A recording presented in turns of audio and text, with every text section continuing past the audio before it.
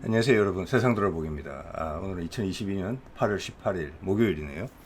오늘 오랜만에 국방 논평 국시로 이야기를 한번 드려보겠고, 제목에서 보신 저런 이야기를 오늘 좀 하려고 하는데, 지금 이제 새 정부 취임 100일째가 됐는데, 많은 분들이 이제 그를 지지했던 한 절반에 가까운 사람들이 지지를 지금 철회를 했죠. 예, 그래서 뭐 여러 가지 이유들이 있고, 그런데 다른 한편으로 보면은 우리 국방 분야에 있어서는 대통령 전반에 대해서 느끼는 어떤 불편함, 안타까움이 충분히 반영이 못 되고 있어요. 이거는 국방 분야라는 특수성 때문에 그래요. 예. 거기에 지금의 대통령을 탄생시킨 아주 소수의 한 줌도 안 되는 그 세력들이 요소에 있거든요. 그래서 우리들 순수한 국방에 대한 관심, 나이 드신 분들이나 중년이나 아니면 새롭게 성인이 된 사람들한테 그 순수한 관심, 자주국방, 우리나라는 우리 힘으로 지킨다는, 그리고 우리의 성과를 보면서 자부심을 느끼는 그 마음을 반대쪽으로 그들의 이해관계에 부합하는 쪽으로 털어버리고 있는 거죠. 예, 이제 한 100일째 되니까 저도 이제 정치 논평도 다루죠. 정치 분야 다른 분야에서 하는 똑같은 행동들이 이 국방 분야에서 벌어지는 거예요. 음, 그를 우리의 지도자로 만드는데 기여했던 세력들이. 그렇지만 다른 어떤 분야보다도 이 분야는 철옹성입니다. 왜냐? 그들의 영향이 막강하기 때문에 그렇고, 거기에 대한 반대되는 여론, 우리 개개인이 그에 대한 충분한 정보로 무장하고 있지 못하기 때문에 그런 거예요. 그래서 지금 보시는 것처럼 이거는 이 정부의 새로운 대통령이 선출되고 선거에서 이기고 나서 제가 만든 거예요. 예, 이러한 무기 체계들이 좀 불통해 보인다.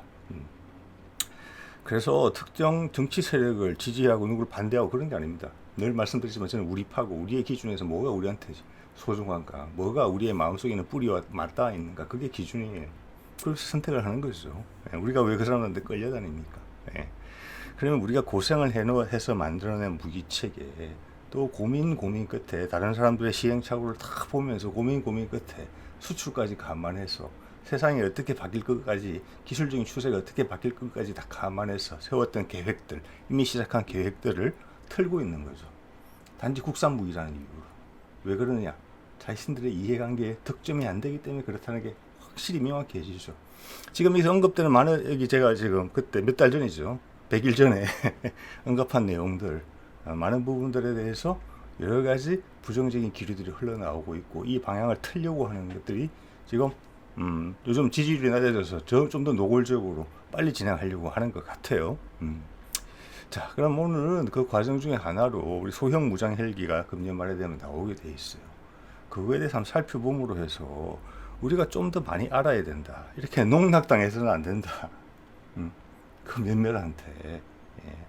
우리가 지난 광복절날 광화문에서 많은 사람들이 모여서 어떤 목사가 주도하는 모임에서 사람들이 모여서 주사파 척결, 광복절날 그런 이야기를 했어요. 성조기를 들면서 흔들면서. 그걸 보고 많은 분들이 혀를 끌끌 차셨던 분들이 많이 있을 겁니다. 그죠? 예. 그런데 그걸 국방 분야에 대비를 하면, 예. 우리가 지금 성조기 들고 주사파 내보내자, 쫓아버리자, 이런 이야기를 하고 있는 형국인지도 몰라요. 예. 그런데 나라의 안보가 걸린 진짜 중요한 문제잖아요. 우리 연구자들과 기술진들의 엄청난 땀과 노력이 쏟아부어진 거거든요. 그걸 갉아먹고 있어요. 밑둥부터. 정말 안타까운 일이죠. 예, 뭐 차근차근 다른 주제로도 이야기를 해보고, 오늘은 또 인연이 돼서 만난 주제에 대한 이야기를 해보려고 해요. 그게 지금 이제 무장 헬기에 대한 이야기죠. 예. 예전에도 몇 번 다뤘던 내용이고, 이런 내용으로 다뤘었죠. LAH가 아파트를 뛰어넘는다. 뭐 그 정도 생각은 하고 있었고, 많은 분들이 관심을 또 보여주셨어요. 긍정적으로. 그런데 이게 한 발자국 더 나아가서 제가 최근에 이런 영상을 하나 만났는데, 예전에도 만났던 영상인데 상당히 더 깊이 있는 시각을 좀 제공했어요. 어떤 견해를 가지고 있느냐면, 공격 헬기에 종말이 올 수도 있다. 예, 그러면서 제가 새롭게 저한테 다가오는 영감들이 있었기 때문에 또 사실들과 그걸 여러분하고 한번 공유를 해보려고 해요. 우리가 다른 무기 체계를 보는 시각도 마찬가지입니다. 그들은 우리의 생각이 굳어 있기를 바래요. 그리고 그들은 제한된 정보만 우리한테 주고, 그 제한된 정보만 그것만이 유일한 정보고 최고의 정보라는 인식을 우리한테 심어주려고 하죠. 우리가 시야가 넓어지고 유연해지는 걸 싫어해요. 정치권도 그렇고 이 국방부는 더더욱 그렇죠. 무기체계, 해외 무기를 도입함으로써 덕을 보려는 세력들은 더더욱 그렇죠. 애써 개발해놓은 국내 무기체계를 그냥 파묻어 버리고 외국 무기체계를 살리는 그들의 목적은 제가 말 안 해도 당연히 다들 아시겠죠. 예.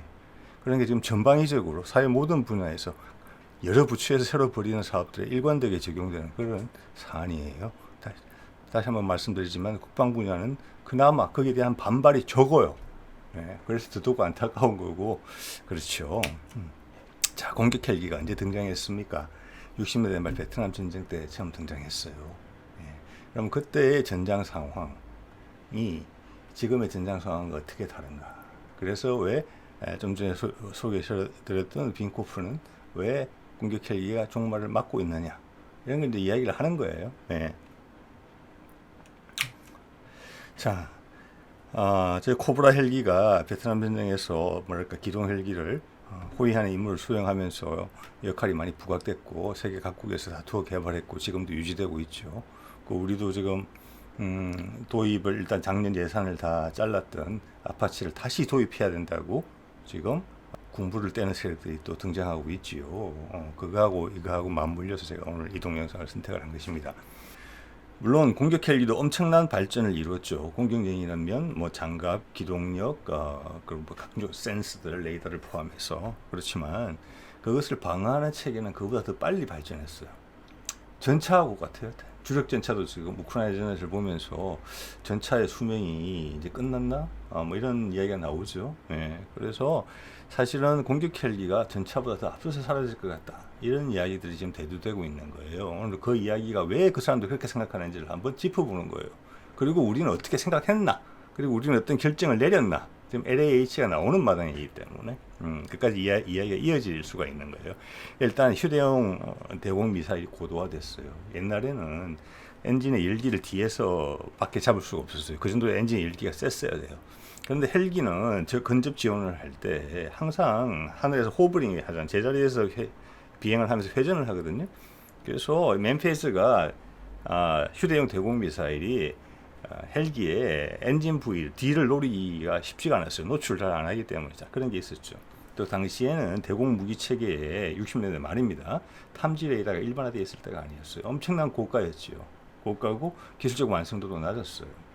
그래서 헬기가 주로 활동하는 영역에서는 베트남 전쟁에서 위세를 떨쳤던 러시아제, 소련제 대공 미사일도 그거는 최저 요격 고도보다 훨씬 미치었었어요. 그게 아마 최소한 몇백 미터는 됐을 거예요. 예, 요격 고도가. 정확하게 기억 안 나는 몇 킬로일 수도 있고 몇백 미터일 수도 있습니다만 대부분 헬기는 그 밑에서 놀죠. 예. 자, 그런 게 미비한 상태에서 지상에 레이더의 지원을 받지 못한 소구경, 중구경 화기 정도로만 대응을 했으면 됐던 시절에 개발됐던 어떤 무기 체계예요. 네, 근데 그 상황이 지금 엄청나게 달라진 거죠. 맨페이지는 그 정확도가 엄청나게 증가됐고, 그리고 웬만한 대공 무기 체계는 다 레이더를 가지고 있고, 또 심지어 맨페이지조차도 다른 어떤 국지방공 레이더나 독자적인 레이더망과 네트워크로 연결돼서 거기에 지원을 받고 있는 것이죠. 생존성이 급격히 떨어지게 된 겁니다. 공격 헬기가. 여러 번 말씀드렸지만은 맷집만으로 견디지를 못해요. 예. 자, 그래서 우리가 가진 무기 체계를 보면 우리도 국지 방공 레이더가 있죠. 이게 이제 군단급에서 방공 레이더하고 지금 네트워크로 다 연결되어 있죠. 그래서 신공 체계, 그리고 최근에 소개드렸던 차륜형 대공부 체계는 아예 이제 레이더도 없잖아요. 예. 그리고 비호, 복합, 그리고 천마도 있죠. 그리고 아예 천궁도 있고, 우리처럼 중심의 길이가 짧고 이렇게 군사력이 밀도가 높은 곳에서는 천궁도 이게 당연히 관여가 돼요. 예. 자, 이러면 공격 헬기는 살아남을 공간이 없다는 겁니다. 예. 자, 그리고 그 다음에 이제 우리 지대공 미사일 같은 경우를 봤을 때는 그 레이더의 탐지거리나 사정거리가 지상 무기체이기 때문에 크기나 무게 제한이 적어요. 반면에 공격 헬기는 하늘을 날아야 되는 존재죠. 그래서 그들도 레이더가 좋아지고 무기들 사정거리가 길어졌지만 육상 무기에 그것을 따라잡을 수가 없어요.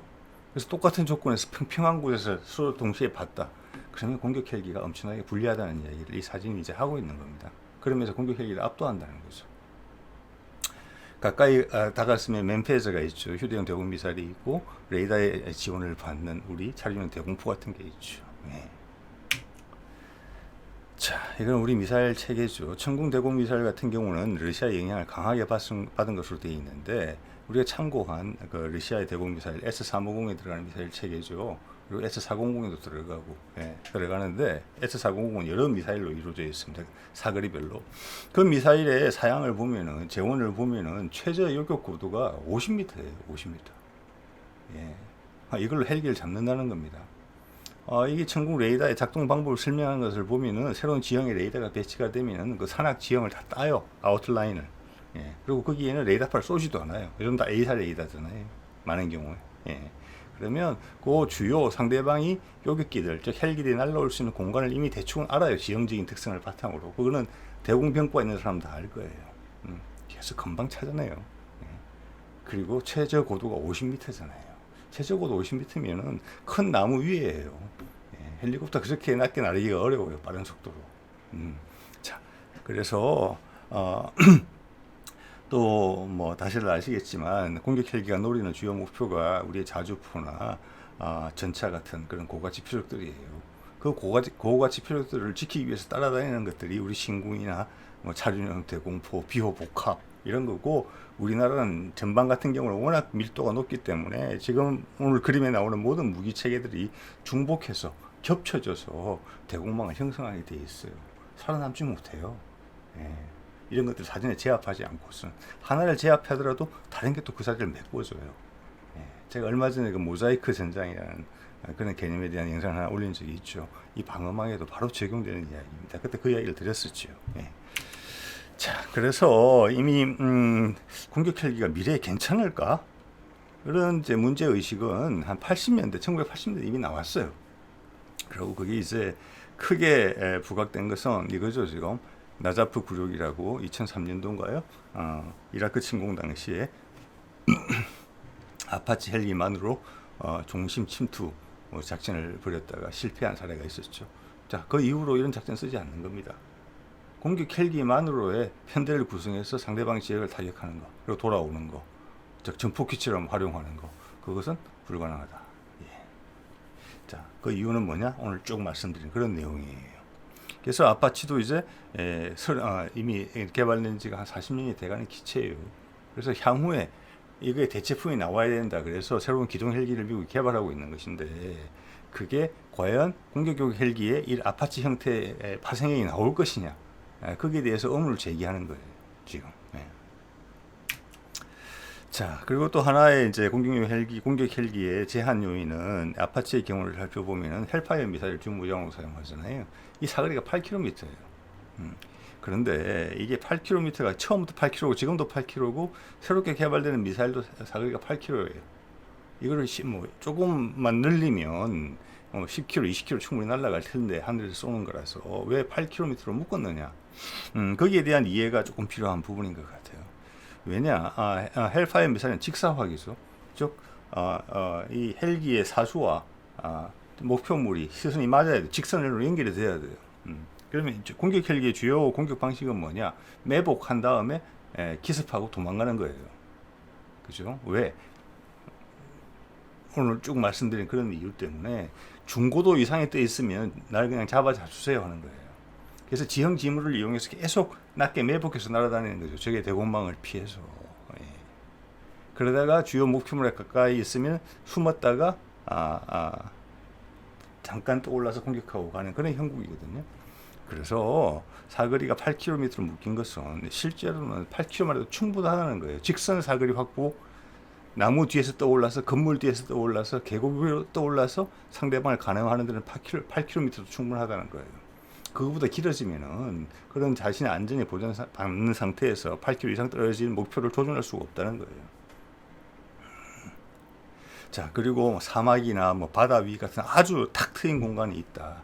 그래 되면은 지상 무기의 탐지 레이더의 탐지 거리하고 그들의 미사일의 사정 거리를 공격 헬기라는 제한된 체적을 가진 무기 체계가 그것을 이겨낼 수가 없어요. 더 좋은 레이더, 더 큰 레이더, 더 큰 미사일을 달 수가 없기 때문에. 그렇기 때문에 이게 8km로 묶여 있는 거예요. 그리고 또한 이게 직선을 형성해야 된다는 거, 사수와 목표물이. 그게 3세대 대전차 미사일의 한계예요, 지금. 그 점에서 미국이 큰 실수를 한 것이죠. 이스라엘처럼 4세대로 넘어갔어야 돼요. NLOS잖아요. 즉, 내가 목표물을 겨눌 때 직선을 안 만들어도 된다는 거죠. 나는 숨은 상태에서 발사할 수 있고 미사일이 하늘로 떠올라서 목표물이 있는 곳으로 가면서 센서를 가동해서 적을 찾을 수 있는 거예요, 탐지를. 물론 나의 안전이 보장된 상태라면 바로 락곤을 하고 발사할 수 있어요. 그리고 동시에 여러 개를 할 수도 있고. 또는 나는 숨은 상태에서 산의 뒷면에서 발사하는데 무인기나 다른 지상 어떤 관측병의 조정에 의해서 그 목표물을 설정할 수 있어요. 그게 지금 4세대고 그 대표적인 미사일이 스파이크 NLOS예요. 그걸 참고로 해서 만드는 우리가 개발 이미 했겠죠. 한 미사일이 청검 대전차 미사일이에요. 이 둘 다 유선으로 유도하죠. 즉 데이터 링크가 유선으로 되어 있다는 겁니다. 자, 그런 점에서 헬파이어 미사일 준무장으로 사용하고 있는 아파치 헬기보다 청검을 준무장으로 사용하는 우리 LH가 생존성이 훨씬 더 뛰어나다, 이런 말씀을 드릴 수 있다는 얘기를 했고, 아파치도 지금 개선 사안 중에 하나로서 본인들 미국은 개발 실패했어요. 4세대 대전차 미사일을. 그래서 이스라엘제 미사일을 들여와서 본인들한테 장착하는 그런 안들이 지금 나오고 있죠. 자, 이게 뭐 스파이크 NLOS를 보여드리는 것이고, 이렇게 되면은 상대방 네트워크 전장을 통해서, 네트워크 전을 통해서 상대방을 파악하고 공격할 수 있기 때문에, 이때는 사정거리가 길면 글수록 유리한 거예요. 나하고 직선 눈을 안 맞춰도 되니까, 나를 노출시키지 않아도 되고. 그래서 스파이크 NLOS 같은 경우는 사거리가 한 32km까지 나온다는 거예요. 오른쪽 밑에 그림은 우리 해병대에서 쓰고 있는 스파이크 NLOS예요. 지상 발사형이죠. 그래서 청검도 지금 공개된 정보는 없어요. 사거리에 대해서. 상당한 사거리를 확보하려고 했을 것 같아요. 왜냐? 4세대는 사거리가 길면 길수록 더 유리하니까. 헬파이어 미사일과는 달리. 헬파이어 미사일은 사거리를 늘리더라도 활용도가 떨어지고 미사일만 커지고 무거워지기 때문에 8km로 제한한 거죠. 그거는 왜? 3세대이기 때문에 미사일이. 그 다음 이제 비용이라는 부분에서 보면은 이런 이제 문제가 되는 거죠. 그 NLOS면 아까처럼 그런 이제 스파이크 미사일을 쓴다, 청검 미사일을 쓴다 했을 때 어차피 드론에 도움을 받을 거면 드론에다가 그 미사일을 달고 활용하면 되지, 굳이 헬기가 할 필요가 있느냐, 이런 이제 아이디어까지 미치게 되는 거예요. 물론 이런 드론이 헬기를 대부분 대체할 수는 없습니다만은 그리고 수직 이착용을 통해서 인원을 이송시키고 물자를 이송시키고 하는 그런 헬리콥터만의 커다란 장점이 있기 때문에 여기서 지금 공격 헬기가 종말을 고할지 모른다는 말씀을 드리고 있지만 기동 헬기의 수명은 계속 있을 겁니다. 그 특수성 때문에. 단지 여기서 말씀드리는 것은 공격 헬기의 특정적인 부분들이 특히 공격 헬기에 대항하는 세력들의 지상에서의 방공 무기의 발전 속도가 눈부심에 따라서 그 많은 역할들이 드론으로 대체될 수가 있겠다. 무기체계도 같으니까. 그리고 직사화기가 아니고 가까이 다가서는 게 아니고 멀리서 쏠 거면 굳이 사람이 탈 필요가 있느냐. 드론으로 그냥 하면 되지. 드론과 드론을 이어서 네트워크를 더 넓혀 나갈 수도 있는 것인데 반드시 필요한 부분이 아닌다면 공격 헬기가 필요하나? 이런 생각까지 미친다는 것이죠. 물론 아직 헬기에 모든 걸 대체할 수는 없겠지만 드론이 큰 흐름으로서 가고 있다는 걸 부인하기 어려울 거고, 아직 드론은 개선의 여지가 많이 있는 분야예요. 자, 비용이라는 부분에서 한번 볼게요. 이 정부 괜찮더라고요. 2022, 하여튼 얼마 전이죠. 이건 지금 이제 2022년 기준 금액으로 그렇다는 건데, 얼마 전에 이제 몇 년 됐을 거예요. 아파치 헬기를 한 50대 정도 샀죠, 영국이. 그 한 대당 가격이, 평균 가격이 5,500만 달러였어요. 우리나라 돈으로 치면 한 600억, 700억 되는 돈이죠. 이거는 뭐 시뮬레이터도 있고 여러 가지 부대 장비까지 포함된 가격이고, 그 같은 기준을 모로콘가요, 여기가 이게 TB2 드론이죠. 터키에. 그것을 샀는데 열 몇 대를 샀어요. 그때 대당 가격이 5.7, 5,700만 달러 했어요. 죄송합니다. 600만 달러가 채 안 됐어요. 그러면 70억, 80억이에요. 자, 대충 보시면 아시겠지만 금액 차이가 10배 정도 나요. 10배 정도. 네. 저 아파치 헬기 한 대 보낼 거면은 이 드론을 10대를 띄울 수 있다는 거예요. 조종사 희생에 부담도 전혀 없는 상태에서 훨씬 과감한 공격 전술을 펼 수 있겠죠. 자, 이게 특히 TB2 드론이죠. 이거고, 이게 지금 우리가 좀 있으면 채용할 것으로 예상이 되는 우리 4단급 무인기하고 비슷한 정도가 될 것 같아요. 어떤 면에서 그러냐면 무장을 장착할 수 있는 탑재량이라는 측면에서. 자, 이거는 미국 데이터를 또 이제 보여드리는 건데, 운용비 차원이에요. 운용비. 시간당 운용비가, 이거는 이제 TB2가 아니고 MQ-1B라는 프레데터. 이거는 이제 좀 전에 TB2보다는 훨씬 고도화된 기체죠. 그것도 시간당 600달러. 그런데 아파치 헬기 같은 경우는 7,500달러. 10배 차이가 이상이 나죠. 그죠? 값도 10분의 1이야. 운영비는 제가 봐서는 10분의 1, 20분의 1 정도 될 것 같고. 거기다가 조종사가 희생되지 않아도 되는 부분이 있죠. 이게 엄청나게 크죠. 사람의 목숨이니까. 그 중요성은 앞으로 전장에서 훨씬 더 컸을 거예요. 그리고 조종사를 육성하는 비용. 그런 것까지 감안하면 이 비용의 차이는 어마어마한 거예요. 그렇기 때문에 당연히 드론으로 가는 거예요. 한 대가 부서져도 값이 저렴하기 때문에 새로운 걸 금방 넣을 수가 있어요. 그리고 미래 모자이크 전장이라는 거, 각각의 기체가 역할을 나누어서 담당하는 부분에 있어서도 드론이 훨씬 더 적절한 거예요. 그리고 인명의 손상이 없잖아요. 기체는 떨어지더라도 운용비는 살아요. 왜냐, 멀리 떨어져 있기 때문에. 자, 이런 면도 공격 헬기에 전세적으로 현재는 대세로 자리 잡고 있는 공격 헬기에 밀려오고 있는 사실상 아문이죠. 어떤 그늘로 들어가고 있는 상황이죠. 그런 걸 보여주고 있는 경우라고 봅니다. 자, 아까 말씀드렸지만 공격 헬기가 네트워크전을 통해서 드론에 도움을 받아서 미사일 발사하는 미사일 셔틀로 쓸 거면은 그냥 드론에다가 무기 장착하고 드론끼리 네트워킹하면 되지 않겠느냐. 엄청나게 합당한 생각입니다. 미래는 그렇게 될 것 같아요. 사람의 차지하는 역할이 자꾸 작아지겠죠. 자, 그러면 하나는 또 이런 부분이 있어요. 우리 같이 군의 밀도가 막 높고 종심이 짧은 같은 경우에는 굳이 드론도 필요가 없어요. 그냥 정찰 드론만 있으면 돼요. 우리가 드론을 어떻게 갖추고 있습니까? 지작사 차원에서 드론이 있죠. 전략 드론이라는 거, 군단 차원, 사단 차원까지 있어요. 그 다음 여단, 지금 대대 차원까지 감시 정찰이 가능하고 그 정보를, 그러니까 목표 정보를 실시간으로 전송할 수 있는 역량을 꼭 갖추게 될 거예요. 그렇다면 사실 헬기도 필요 없어요. 드론에 무장을 장착하지 않아도 돼요. 제가 봐서는 여단급, 대대급 같은 경우는 무장 장착이 좀 어려울 것 같아요. 크기를 봤을 때. 그런 경우에는 이 청금 지상형 같은 거 있으면 돼요. 이게 지상에서 발사하는 거니까 로켓 쪽을 좀 늘려서 사거리를 길게 뽑으면 돼요. 그러면 위에서 드론이 그거 파악하면 움직이는 전차나 장갑차 아니면 저게 뭐 자주포를 발견하게 되면은 청금 지상이 공격하면 돼요. 사거리를 좀 늘려서 수십 킬로까지는 커버가 될 거예요. 아까 스파이크 NL5에서 30킬로 정도 커버를 하잖아요. 우리 그 정도 커버할 수 있다고 봐야 되거든요. 자, 그리고 그 밑에서는 지금 한화에서 지난번에 제시한 것으로 보이는데 이게 들어가는 게 뭐냐면은 자폭 드론 같은 거예요. 드론이라 하면은 여기 있는 청금 지상형보다 사정거리가 더 길게 나오는 거죠. 그래서 한화에서 이렇게 이름을 붙였더라고요. 원거리 타격 체계. 근데 어디서 많이 보신 거죠, 저 드론이. 그죠? 속도로 늘어지면 훨씬 멀리 가는 거예요.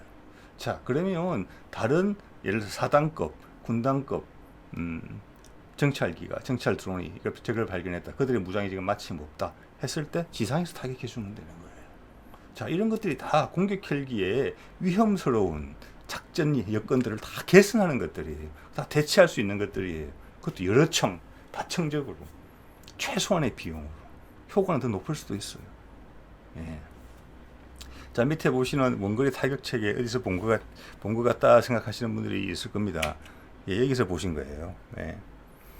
이게 이제 LAH를 향후 이렇게 운용할 것이다라는 것을 CG로 보여준 건데 가장 독특한 점이 옆구리에 달려있는, 옆구리에 달 수도 있고 밑에 무장 장착대도 달 수 있는 것 같은데 무장 장착대는 청검하고 로켓가 달려있기 때문에 기체 내부에 실은 것 같아요. 그래서 이런 스카우트 헬기형의 기체형이 미래 전장에는 훨씬 유리하다. 왜냐, 이 안에 지금 운용병이 따로 타야 되거든요. 조종사, 부조종사 말고 운용병이 이렇게 큰 컴퓨터를 가지고 이를 조종해야 돼요. 자, 그러면 이 천근만 보더라도 가장 가까운 거리에서 가장 멀리 있는 적들. 자, 헬리콥터를 쓰지 않을 수는 없을 거예요.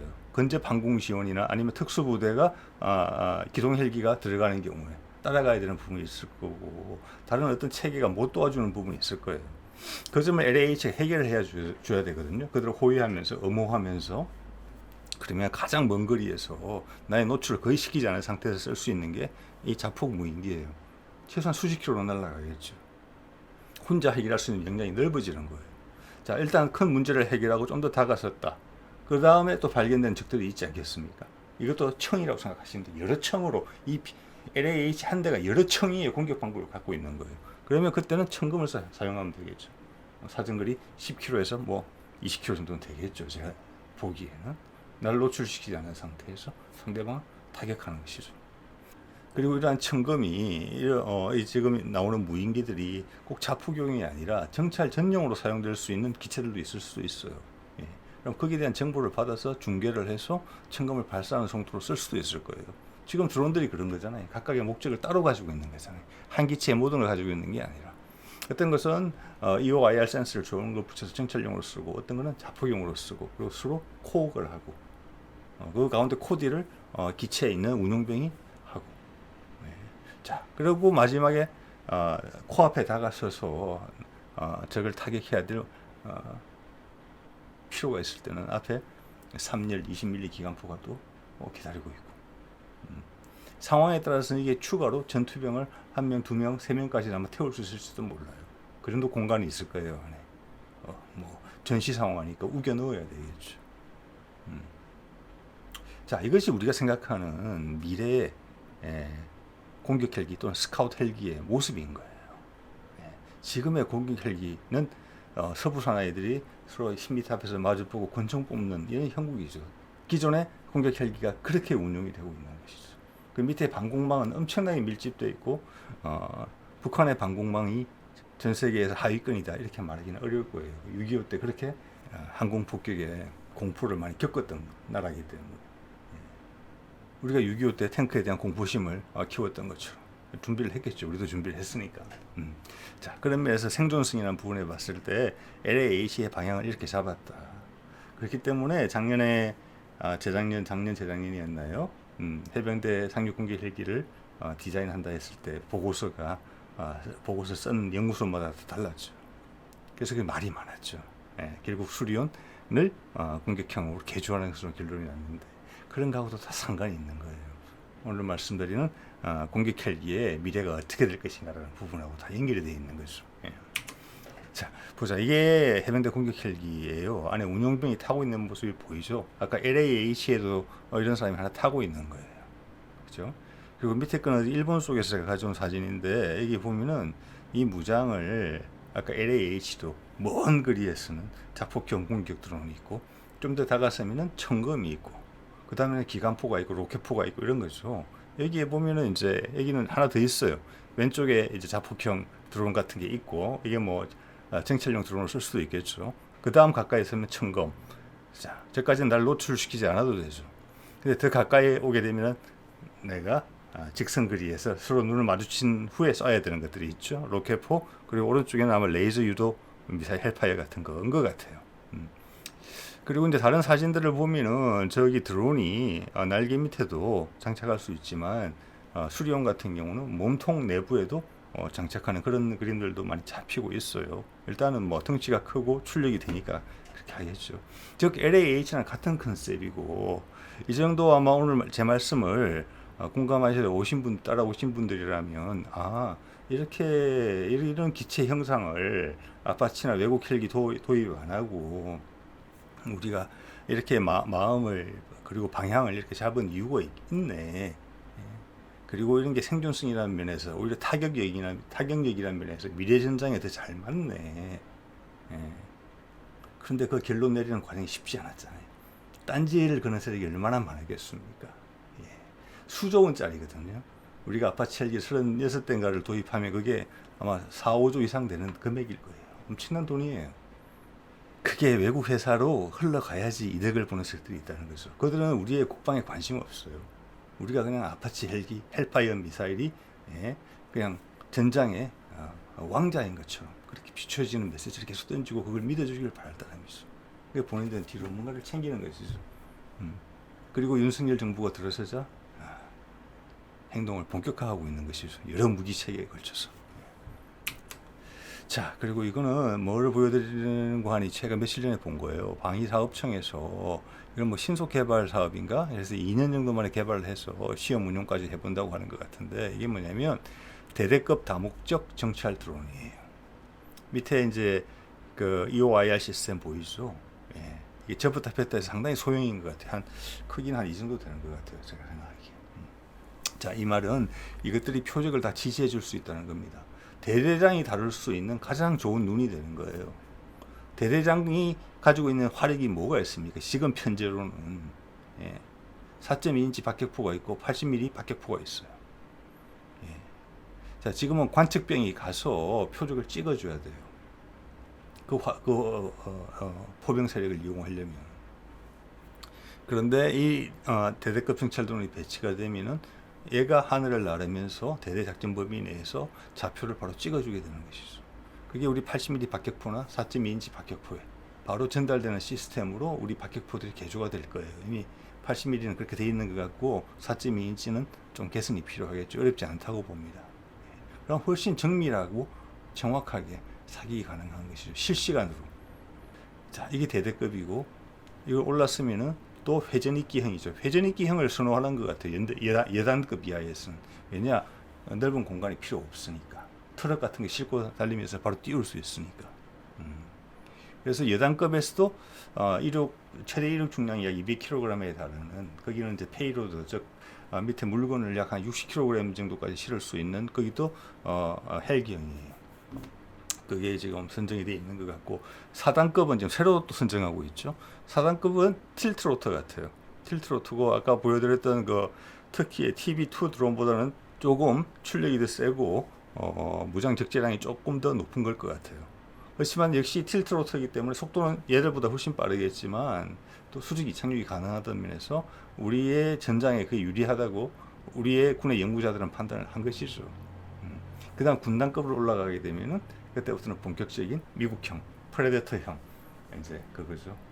고공에 오래 채공하면서 무장도 많이 할 수 있는 그런 기체가 되는 것이죠. 자, 여러분 생각해 보세요. 그 위에서 여러 총기를 거쳐서 드론만 보더라도 어느 단계에서 또 다른 드론이 이거 끼이고 또 어느 단계에서 LAH가 활동할 때 그 정보를 받을 것이며 이것들을 엮는 소프트웨어 작업도 보통 작업이 아니에요. 이 작업들은 다 진행이 되고 있죠. 해군은 해군대로, 육군은 육군대로. 그래서 각 병사 단위까지 가겠다는 거잖아요. 지금 이게 전장 상황을 실시간으로 공유하는 그겁니다. 그리고 그게 모자이크 전장이고 그 중에서 하나가 구멍이 나더라도 꽉 그만큼 진력 손실밖에 없는 거죠. 드론만 해도 여러 총기가 있잖아요. 대대급 드론이 다 격추당하면 그 다음 예단급 드론이 그 자리를 메꿔줄 수가 있어요. 예단급 드론이 다 망가지면 4단급 드론이 그걸 또 대체할 수 있어요.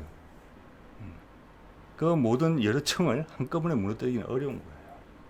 자, 그럼 우리 그 사이에 기존의 우리의 타격 역량을 그대로 유지하면서 생체기가 난 부분은 메꿀 수 있는 시간을 가지게 되는 것이고 우리 전투력은 유지가 되는 거죠. 그래서 오늘 정리를 해보면 전체적으로 기동 헬기는 반드시 당연히 존속하는 겁니다. 오늘의 주제는 공격 헬기가 어떻게 될 것인가라는 부분인데 전통적 방식의 공격 헬기는 퇴조될 것이다. 왜냐하면 그들의 생존성이 급격하게 위해를 받기 때문에 그렇다. 그래서 기존 이제 전통적 공격 헬기는 퇴조하는 반면에 기동 헬기를 호위하는 인물은 반드시 필요하고 상황에 따라서 적의 지상 방공 능력을 무력화시킨 어떤 게릴라전이나 시가전 같은 데서 헬기의 도움이 절대적으로 필요할 경우가 있다. 자, 그럴 때는 전통적인 공격 헬기, 비싼 공격 헬기가 아닌 스카우트 헬기나 기존 헬기의 무장형들이 대체하게 되지 않을까. 그리고 그들 또한 그들이 장착한 4세대 무장, 그리고 그들이 장착한 공격형 드론, 그리고 네트워크 전장을 통해서 가장 안전이 보장된 상태로서 작전을 처리할 수 있는 그런 여건이 조성될 것이다. 그리고 말씀드린 것처럼 드론은 군단, 사단, 여단, 대대 다 연동 네트워크가 되는 것이고 이 기동 헬기나 스카우트 헬기, LAH 같은 것은 다 육군 지휘관의 지휘 체계 안에 다 들어온다. 예. 그가 그의 눈, 그의 무기 동시에 다 관할할 수 있게 됐다. 지금 미국은 그게 못 되고 있죠. 드론은 공군, 지상 타격 무기는 육군 그렇게 갈라서 있고 또 드론으로 넘어가는 것이 기정사실하고 트렌드임을 알지만 기존의 방산업체들이 중후장대형 고가형 무기 체계로 어떤 이윤을 창출하는 방법이 고정되어 있기 때문에 그들이 변신하기가 어려운 거예요. 스스로 공룡처럼 되어 있는 거죠. 그러면 그 공룡 보고 바뀌라 이렇게 말하기는 어려운 거고 사실 생태계가 바뀌어야 돼요. 그러려면 새로운 기업들이, 새로운 방산 기업들이, 미래형 방산 기업들이 올라와야 되거든요. 그럼 이 마찰을 피할 수가 없어요. 기득권 세력하고. 그게 미국의 여러 무기 체계에서 육해공 공히 부딪히는 문제예요. F-35도 그렇고. 그렇지만 우리는 방산업체를 지금 키우는 입장이에요. 미래에 최적화된 무기 체계를 고를 수 있는 엄청난 이점을 갖고 있어요. 그리고 여기에 미래 전장 체계에 익숙한 소위 말하는 제4차 산업혁명과 관련된 이런 기술들이 우리한테 잘 맞아요. 우리가 두각을 나타낼 수 있는 부분이에요. 당연히 전력이 급상승하는 부분들은 말할 것도 없죠. 인명을 소중하게 여길 수도 있고. 이 방향이거든요. 그런데 이것을 미꾸라지 몇 마리가 흙탕물을 일으키고 있는 것이요. 우리 국민들 전체, 자주국방을 사랑하는 국민들 전체의 눈을 현혹시키고 있는 거죠. 그래서 안타까운 거죠. 자, 오늘 이 정도 하겠습니다. 네.